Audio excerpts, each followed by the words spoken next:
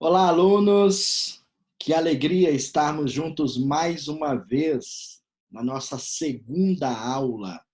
E como nós anunciamos anteriormente, hoje nós vamos pensar nessa aula, nós vamos conversar sobre a ideia se líderes nascem prontos. E aí, o que você acha? Líderes nascem prontos ou eles podem ser forjados, podem ser trabalhados? Então, é para esse assunto que eu te convido a navegar comigo nesse tempo que nós teremos aqui.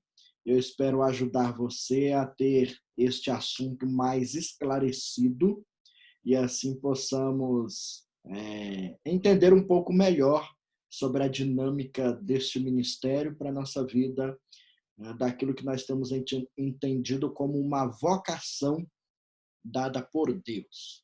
Então vamos lá. Nós começamos então com esta pergunta: líderes nascem prontos ou eles são forjados? O que você acha? Certamente você já está pensando em alguma coisa aí, né? E com certeza considerando uma resposta. Então, esta é o tema para nós começarmos aqui. Então, eu tenho uma proposta inicial diante desse tema, que seria a seguinte, como um ponto de partida. Há três ideias que precisam ser entendidas aqui. E isso pode ser encontrado em alguns livros que foram registrados diante desse assunto sobre a liderança, né? Então, nesses materiais que já existem, que foram registrados, há quem defenda que líderes realmente já nascem feitos, eles nascem prontos. Eles entendem que isso depende apenas da aptidão natural que o indivíduo tem. Ou seja, bons líderes já nascem assim. O indivíduo se destaca em tudo que faz. Ele tem uma boa comunicação, tem uma boa oratória, ele é versátil no seu entrosamento com as pessoas, ele é entusiasta, ele consegue motivar os outros, ele tem todas as qualidades naturais que um líder precisa. Então, para muitas pessoas, líderes nascem prontos. É impossível uma pessoa tentar ser líder por meio de outro caminho. Ou ele não é. Existem alguns que pensam dessa maneira. E isso é voltado, por exemplo, para pessoas que se destacam desde cedo na vida. Há crianças da mais tenra idade que se destaca, ele consegue fazer com que os seus colegas tornem-se seus seguidores, a sua voz é sempre ouvida, ele está sempre ganhando destaque no meio em que ele vive, diante das pessoas com quem ele vive e desenvolve a sua vida. Então, há quem pense e há quem defenda que líderes nascem prontos, ou seja, depende de talentos naturais, depende de habilidades naturais com as quais o indivíduo já nasce sendo portador de todas elas. Mas também existem outros que têm uma opinião contrária. Eles acreditam que ninguém nasce pronto, nenhum líder nasce feito. Isso é impossível. E essas habilidades são adquiridas na vida. Eles entendem, então, que você, para ser um líder, não precisa conceber a ideia ou acreditar nessa questão de que se você não nasceu assim, se você não nasceu com essas habilidades, será impossível poder conquistá-las. Então, esse segundo grupo entende que ninguém nasce pronto, ninguém nasce como um líder pronto. Eles são feitos líderes, ou seja, são trabalhados, são forjados naquilo que é necessário para tornar-se um líder. E ainda existe um terceiro ponto de vista que apresenta um equilíbrio entre a primeira opinião e a segunda opinião, trazendo então um equilíbrio para essa discussão aqui. E a ideia é que certas pessoas realmente podem ter uma maior aptidão para a liderança. É possível, sim, que algumas pessoas tenham maior aptidão, apresentem uma facilidade maior para desenvolver as habilidades próprias de um líder. Há pessoas que nascem assim, mas não significa que apenas essas pessoas é que podem alcançar e desenvolver liderança sobre outras pessoas. Embora elas tenham aptidão maior, não significa que é isso que credencializa essa pessoa para ser um líder, e nem isso garantirá que ela será um bom líder, uma boa líder nesse mundo, ok? Então, o que eu quero dizer aqui é que, independente de você nascer ou não com aptidões para se tornar, para ser um líder, essas habilidades podem ser conquistadas, elas podem ser apreendidas, elas podem ser desenvolvidas. Há pessoas que podem nascer com grandes habilidades e aptidões para se tornarem bons líderes, mas não se tornam. Tornam-se péssimos líderes, apesar de ter aptidão. No entanto, também existe o contrário, pessoas que aparentemente não têm nenhuma habilidade para liderar e pode aprender e se tornar bons líderes. Nós temos, então, esta equação que faz parte da nossa realidade e precisa, então, ser considerada por todos nós. A minha defesa aqui é que pessoas com pouca aptidão natural podem, sim, se tornar bons líderes através de estudo e treinamento. Você vai precisar de estudar e vai precisar ser treinado. Eu entendo que este caminho pode, sim, garantir o sucesso de uma liderança.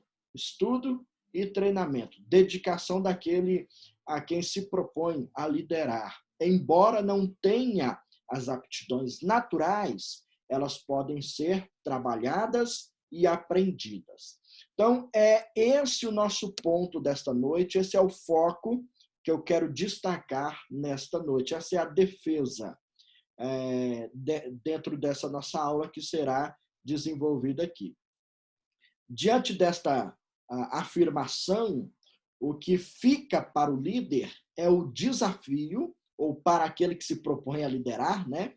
O que fica é o desafio para que ele desenvolva, para que ele se desenvolva nessa área. Se ele tem aptidões naturais, que ele desenvolva essas aptidões por meio de estudo e treinamento. Se ele não tem essas aptidões naturais, que ele busque isso por meio de estudo e também treinamento.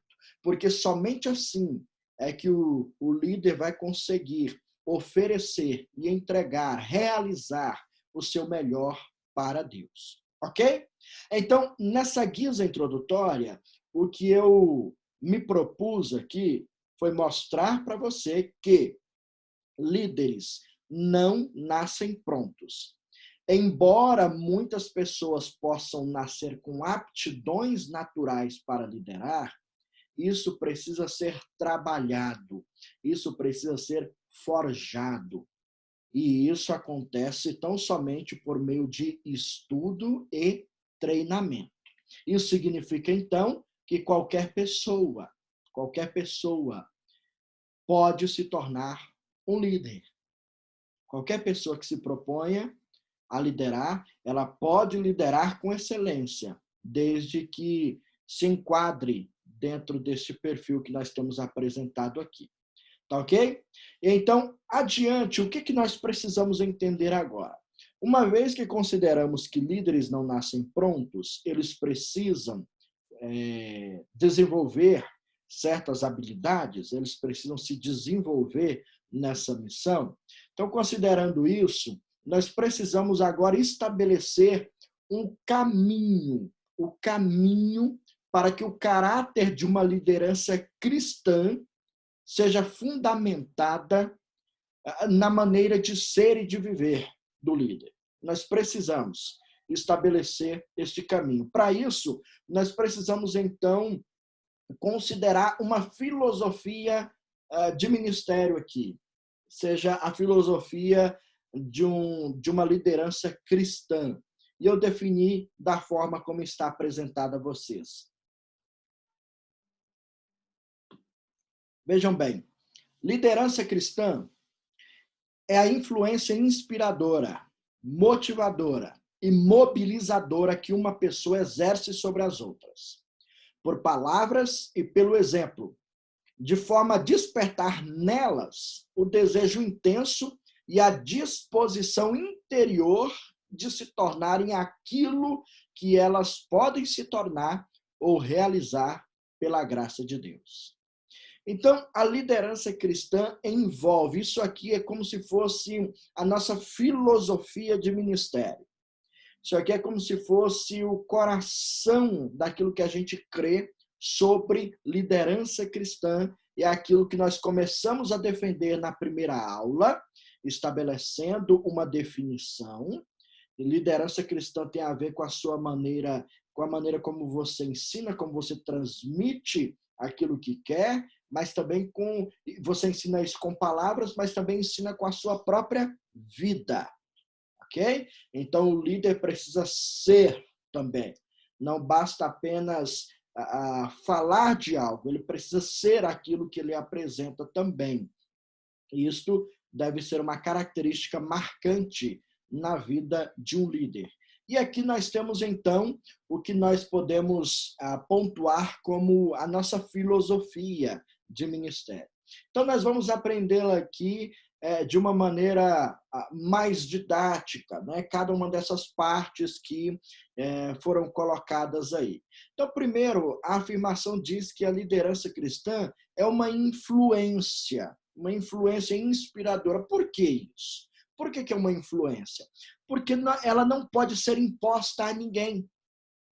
É uma influência porque ela não pode ser imposta. As pessoas não podem se tornar lideradas ou seguir os líderes por coação. Elas não podem ser coagidas, obrigadas. Elas precisam ser influenciadas. A liderança cristã tem esse propósito de influenciar para que as pessoas sigam espontaneamente e não por obrigação.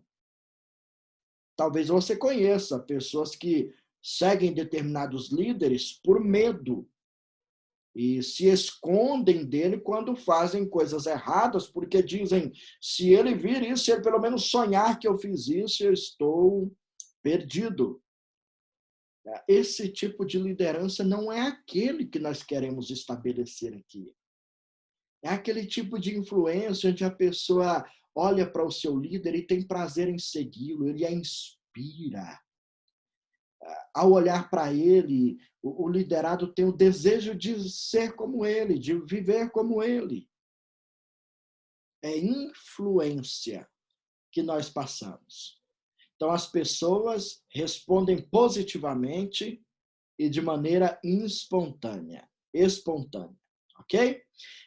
Mas, além disso, nós também estamos aqui defendendo que trata-se de algo inspirador, porque esta influência leva as pessoas, conduz as pessoas, inspira essas pessoas a uma mudança e transformações e ações positivas na vida.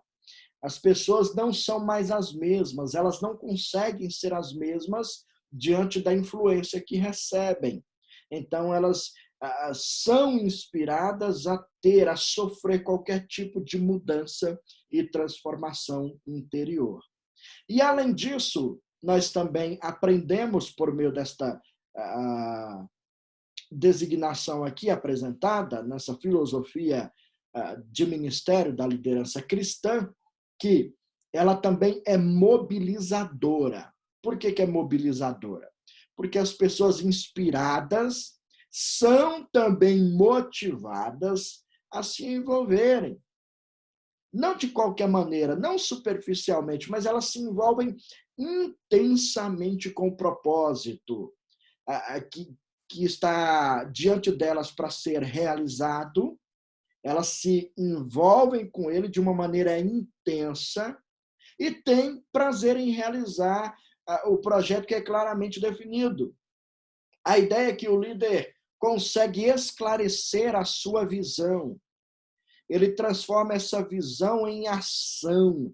E quando faz isso, aqueles que o seguem são inspirados, são motivados, são mobilizados a segui-lo, a fim de poderem realizar e concretizar aquilo que foi proposto claramente. Então, quando a liderança cristã tem isso muito bem claro, essa definição muito bem clara, torna-se muito mais fácil para a vida do líder desenvolver o seu ministério. Então, perceba bem, se você propõe a ser um líder, se você deseja isso para a sua vida, e desejando ou não, em um momento ou outro na vida, você vai ter que exercer liderança, lembre-se de como que ela precisa ser desenvolvida. É uma influência inspiradora, motivadora e mobilizadora. Isso precisa estar bem definido na sua mente, no seu coração, para que seja também transformado em ações. Ok? Vamos recapitular o que aprendemos até aqui. Primeiro, nós vimos que, no ponto de partida, que líderes não nascem feitos.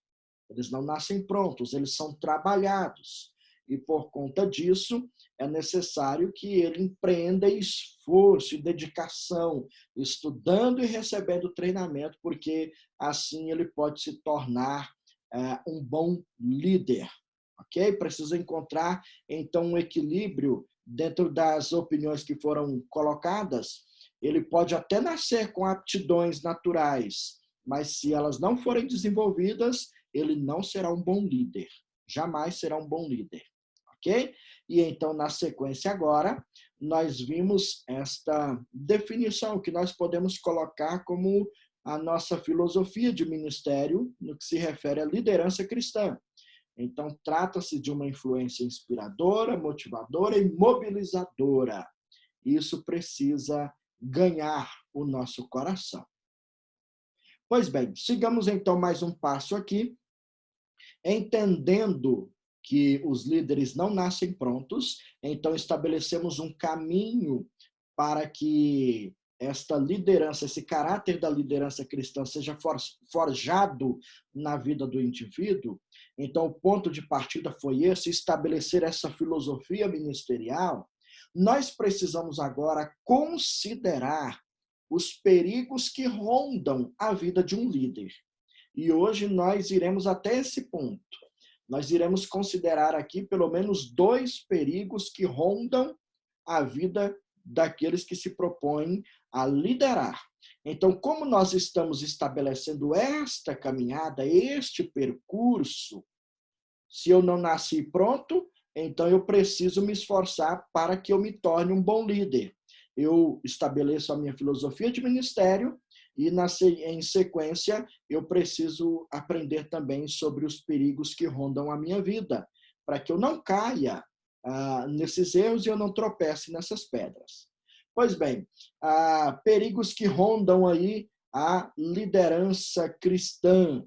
Primeiro deles, nós podemos pensar acerca do poder. Poder. O poder no sentido de você usar a arma que tem, o poder que tem em mãos, a fim de buscar benefícios próprios, a fim de se beneficiar. Vamos entender isso direito aqui. Então, naturalmente, o líder sempre ocupa mesmo uma posição de destaque. Isso não tem como mudar, não é verdade? Um líder sempre ocupará uma posição de destaque. E é por isso que ele consegue, naturalmente, influenciar por meio da posição em que ele está. Então, naturalmente, como ele está em destaque, querendo ou não, ele influencia as pessoas a quem ele lidera. Vamos usar o exemplo, então, na nossa vida eclesiástica. Certamente, o seu pastor influencia profundamente a sua vida, não é verdade?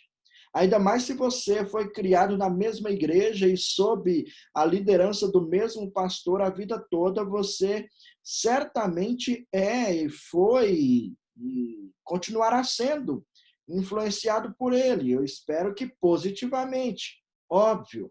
Mas isso também pode acontecer no seu trabalho, na sua família, em todos os ambientes, em todas as esferas dessa realidade que nos cerca, nós podemos receber essa influência. Vimos isso na primeira aula.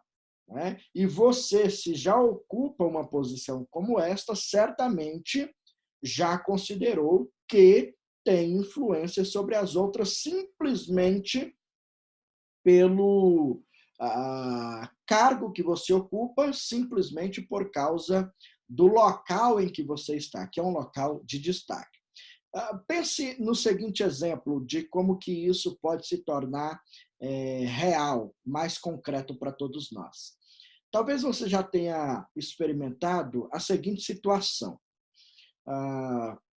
Vamos promover algum tipo de evento na igreja, vamos mobilizar alguma ação na igreja e, de repente, você quer ajudar, e então você vai lá e motiva, convida a igreja para isso, você fala com muito ânimo, com muita empolgação, você demonstra como que a ação é possível e os benefícios que ela trará, e aí depois você se frustra porque ninguém te procurou para participar.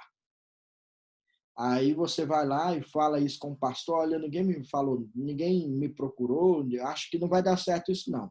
Aí o pastor diz assim, não, eu vou te ajudar. E aí o pastor vai lá na frente da igreja e simplesmente dá aquele aviso, né? Diz assim, olha, irmãos, eu quero desafiar vocês a participarem disso aqui, vai ser bom e tal. E aí, de repente, todo mundo te procura, porque o pastor falou. Já experimentou isso? Talvez já, não é verdade? A questão é justamente esta. Aqueles que ocupam esse lugar de liderança, que estão nesse posto, eles naturalmente influenciam muito mais do que qualquer outra pessoa. É natural que a voz deles seja ouvida e obedecida com mais naturalidade, que as pessoas o sigam melhor assim, né, diante da palavra que ele apresenta. Então, no mesmo momento em que isso pode ser algo positivo, também pode se tornar um grande perigo para a vida de todos nós que nos propomos a liderar. Pode sim ser um grande perigo. Sabe por quê? Porque o poder pessoal, ele pode tornar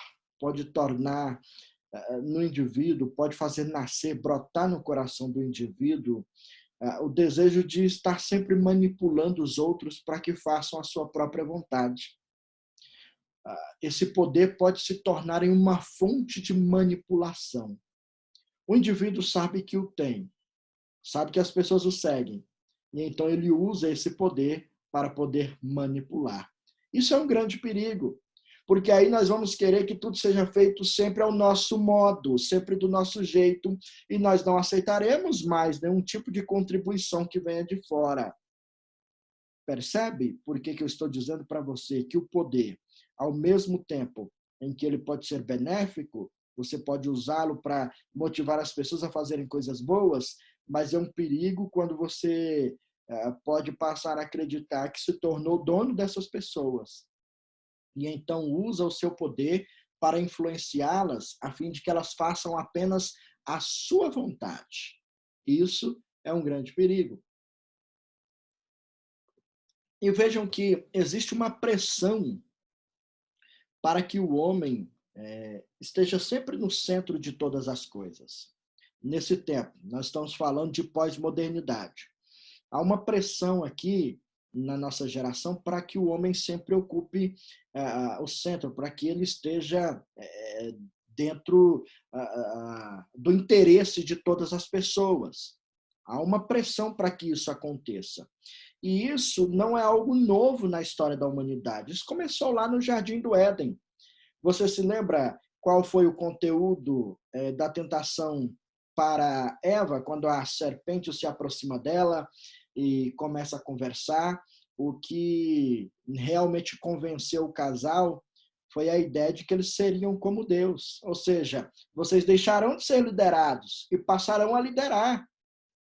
Vocês, ao invés de ficarem só recebendo as ordens de Deus, se submetendo à liderança dele, vocês poderão liderar como ele. Olha que legal isso. Então, esse desejo que entra no coração dos nossos primeiros pais é que os corrompe e os leva a pecar contra o Senhor.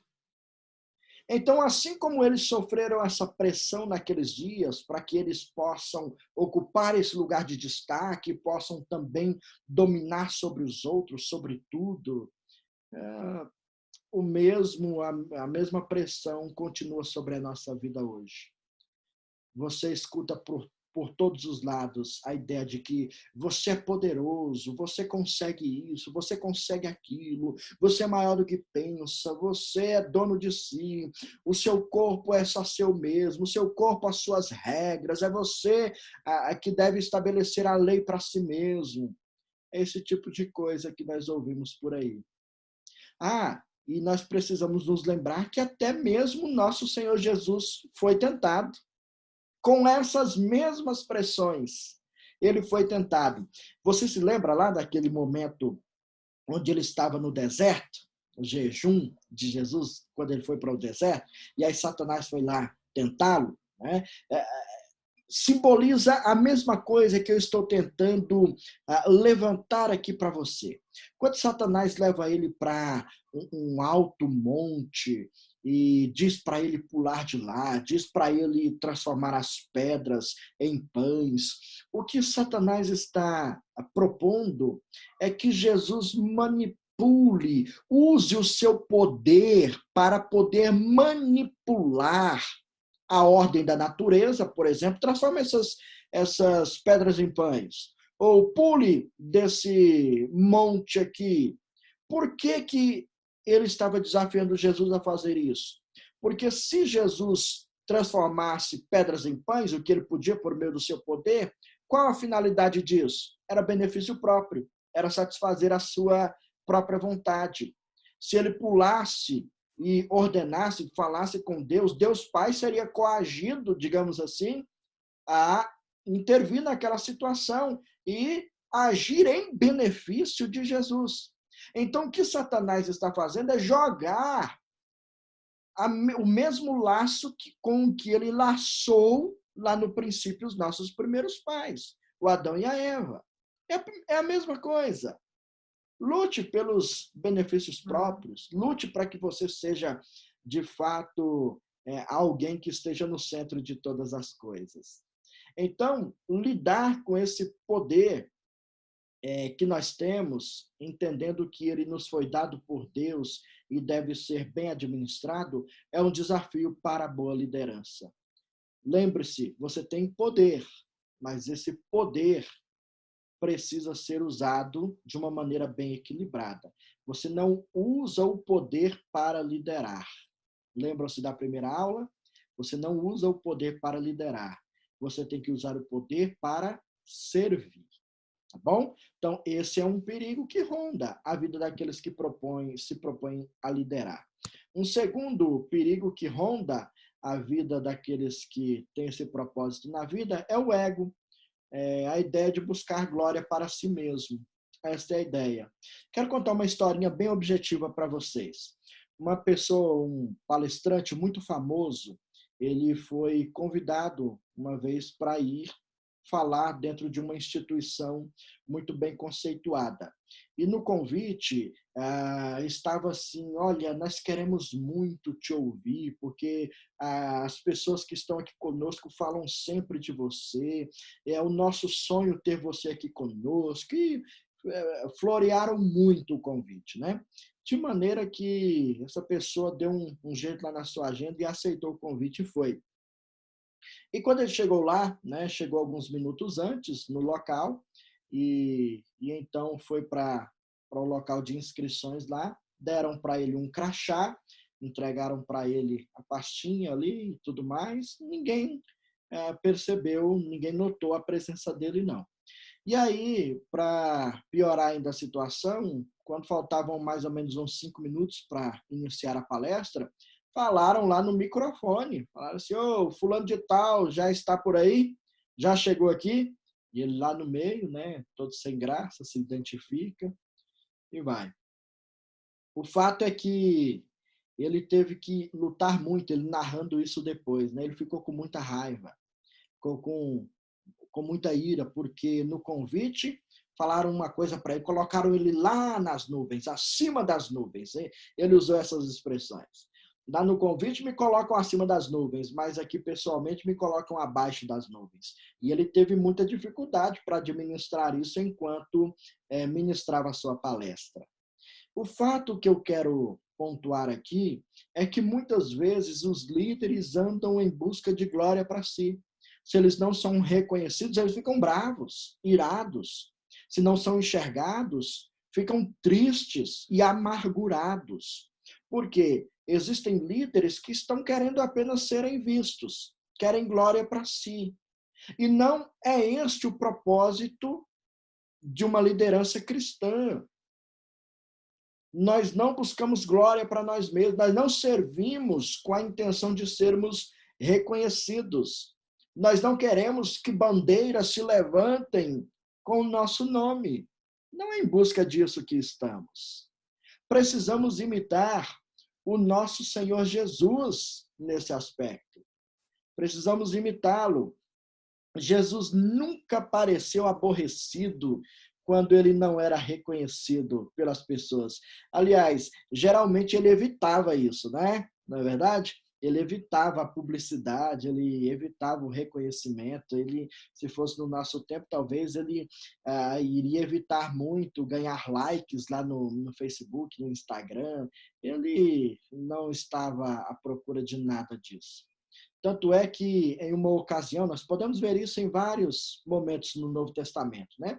Mas teve uma ocasião em que o Filipe insistiu com o Natanael para que ele fosse ver Jesus, e Jesus, naquela altura, já era muito conhecido em toda a região, né? E o Natanael disse o seguinte, mas peraí, lá de Nazaré pode sair alguma coisa boa?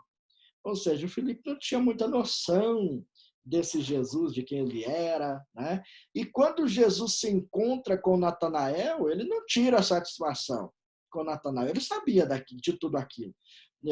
Ele não tirou satisfação no sentido de, ô Natanael, o que é isso, rapaz?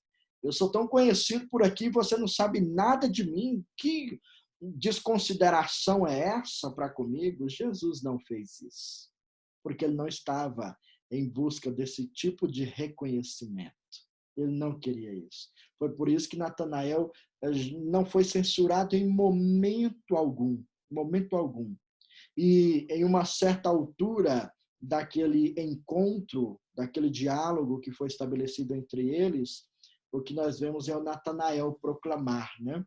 Mestre, tu és o Filho de Deus, tu és o Rei de Israel. Palavras do Natanael. Então, Jesus, como líder, ele se concentrava simplesmente a ensinar as pessoas. Esse era o propósito maior dele. Ele queria ensinar, ele queria pregar, demonstrar o propósito da sua vinda. Este era o maior foco dele. E então ele deixava que as próprias pessoas descobrissem por elas mesmas quem ele era. Ele não ficava insistindo em querer se apresentar, em dizer, olha, presta atenção em mim. Ele não queria que essas coisas acontecessem. Ele não estava em busca desse reconhecimento, do reconhecimento dessa maneira. Não era isso. Não era esse o propósito da vinda dele. Então, quando os discípulos também procuraram Jesus, eles chegaram e encontraram Jesus conversando com a mulher samaritana, em João 4, relata isso para nós, os discípulos, depois de uma certa altura, ofereceram para ele: ô mestre, come aqui também. E ele respondeu: a minha comida e a minha bebida consiste em realizar a obra daquele que me enviou. A minha comida e a minha bebida consiste em realizar a obra daquele que me enviou. Ou seja, não estou pensando primeiro em mim. Eu estou pensando primeiro em cumprir com o meu chamado, com o meu ministério, com a minha vocação. É isso que toma conta de mim o tempo todo. Então, essas duas realidades aqui, meus irmãos, rondam sempre a nossa vida enquanto chamados por Deus para liderarmos nesse mundo. Nós teremos que lidar com o poder e também com o ego. O poder pode assaltar o nosso coração. E se nós não formos bem firmes e pautados nas Escrituras, pode ser que sejamos tendenciosos a usá-lo para o nosso próprio deleite, para buscar benefícios próprios. Não é para isso que nós devemos liderar, não é com esse propósito, não. E nós precisamos também entender que, enquanto lideramos, enquanto servimos ao Senhor, não devemos buscar glória para nós mesmos. Nós devemos servir com alegria, ainda que não sejamos vistos e nem reconhecidos. Não é este o propósito do nosso chamado. Então, se nós pudermos estabelecer aqui uma conclusão dentro daquilo que nós vimos hoje, nós podemos separá-la em três partes aqui. Na primeira delas, nós aprendemos que líderes não nascem prontos. Eles precisam ser forjados por meio de ensino e também de treinamento. Você pode até nascer com aptidões para liderar, mas se elas não forem trabalhadas e desenvolvidas, certamente você não será um bom líder. É necessário esforço e dedicação. Segundo, nós aprendemos que é necessário estabelecer uma filosofia de liderança. E a nossa é a liderança cristã. E nós aprendemos hoje, dentro de uma liderança cristã, que ela precisa ser influente, inspiradora e mobilizadora. E, por fim, nós aqui aprendemos que devemos tomar cuidado com o poder e com o ego também, enquanto nós lideramos. Então, este é o conteúdo da nossa aula hoje. Este foi o meu propósito em transmitir para vocês esse conteúdo. Eu espero que tenha sido objetivo e claro para vocês, a fim de alcançar o nosso propósito. E então, na próxima aula, nós seguiremos pensando também em qualidades que devem ser cultivadas na vida de um líder. Se hoje nós estabelecemos um caminho para a formação de um líder e paramos onde nós entendemos naquilo que são perigos que rondam a nossa vida, cuidando dessas coisas que trazem perigo para todos nós seguiremos então pensando naquilo que nós precisamos cultivar para nos tornarmos bons líderes e cumprirmos com a missão que o Senhor entregou a todos nós. Eu agradeço muito a sua atenção, agradeço muito a sua presença aqui e desejo que o Senhor Deus abençoe muito a sua vida em nome de Jesus. Vamos orar juntos? Obrigado, Senhor, porque nós temos tido a oportunidade de aprender sobre essa matéria tão especial e importante para a nossa vida. Que o nosso coração seja enriquecido, que a nossa mente seja forjada, ó Deus, a pensar nessa direção. E que busquemos, por meio de estudo e treinamento, nos tornarmos bons líderes no local em que o Senhor nos plantar. Abençoe a cada um de nós. É o que te pedimos em nome de Jesus. Amém. Então, meus amados e queridos, até a próxima aula. Que Deus nos abençoe em nome de Jesus. Um forte abraço para você.